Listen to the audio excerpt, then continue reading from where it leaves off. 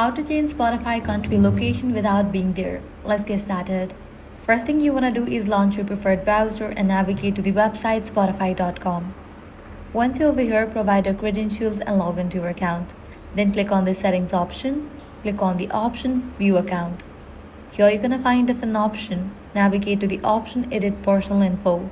Now scrolling down, you're going to find this option current country. Before changing it, connect to a trusted VPN and select the country you want Spotify to use. So close this, launch your App Store or Play Store, search for any VPN, install it, then launch it, then connect to the country that you want to set for your Spotify account. So I'm gonna select France. Once you have selected and connected to it, close this, again launch your preferred browser, navigate to the Spotify website, log into your account, click on the settings option. You'll need to head over to the same page. Now clicking on this drop down, you should be able to select your new country. Click Save Profile and you are done. Spotify will now show you content from your selected region.